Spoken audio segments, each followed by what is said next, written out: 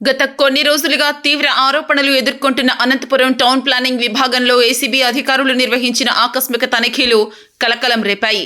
రాష్ట్ర వ్యాప్తంగా పలు మున్సిపాలిటీల్లో ఏసీబీ అధికారులు ఏకకాలంలో రైడ్స్ నిర్వహిస్తూ ఉన్నారు.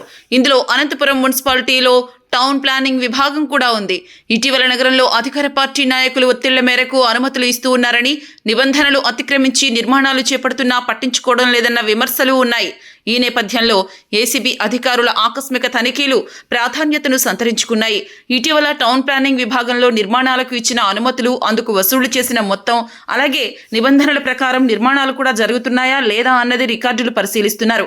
ఈ తనిఖీలు ఇంకా చాలా సమయం సాగుతాయని ఏసీబీ డీఎస్పీ ప్రసాద్ రెడ్డి తెలిపారు.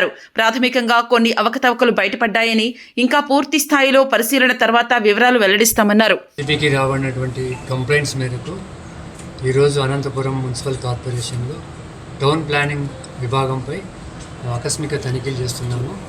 ఇక్కడ టౌన్ ప్లానింగ్ సెక్షన్ల విభాగంలో ఈ బిల్డింగ్ అప్రూవల్స్లో, తర్వాత రెసిడెన్షియల్ కానీ కమర్షియల్ కానీ వాళ్ళు ఇచ్చిన అప్రూవల్స్లో కొన్ని మనకు అక్రమాలు జరిగాయని చెప్పేసి మనకు కంప్లైంట్స్ రావడం జరిగింది. అందులో భాగంగానే మనం ఈరోజు తనిఖీలు చేస్తున్నాము.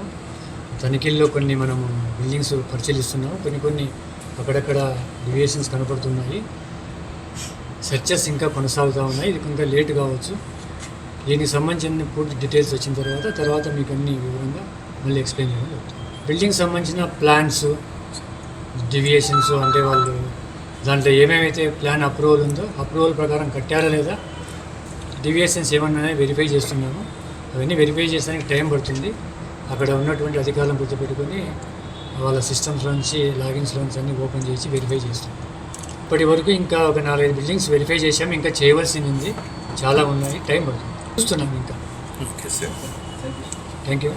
వాళ్ళు కూడా ప్రభుత్వ ఉద్యోగులు వాళ్ళు చేయవలసినటువంటి పనులకు పబ్లిక్ నుంచి డబ్బులు డిమాండ్ చేస్తున్నారని కూడా మనకు తెలుస్తూ ఉంది. కొన్ని కంప్లైంట్స్ వస్తున్నాయి. తర్వాత మీ నోటీస్కి ఎవరైనా అట్లా బాధితులు వస్తే కూడా మా దగ్గరికి పంపండి. టోల్ ఫ్రీ నెంబర్ ఒకటి ఉంది 106 దానికి ఫిర్యాదు చేసినా కూడా మేము ఖచ్చితంగా చర్యలు తీసుకుంటాం. మీడియా ద్వారా కూడా మీరు 106 టోల్ ఫ్రీ నెంబర్ని దాన్ని కూడా పబ్లిక్ డొమైన్లోకి ప్రచారం చేయండి. 1064కు కంప్లైంట్ చేసినా కూడా మేము చర్యలు తీసుకుంటాం.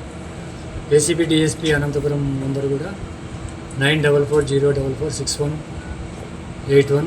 తర్వాత ఒక ఇన్స్పెక్టర్ 6182 ఇన్స్పెక్టర్ల నెంబర్లో కూడా ఎవరైనా మెసేజ్ ఇవ్వచ్చు. మేము చర్యలు తీసుకుంటాం. మీ దృష్టికి వచ్చినా కూడా మా దగ్గరికి పంపాలి, ఖచ్చితంగా చర్యలు తీసుకుంటాం.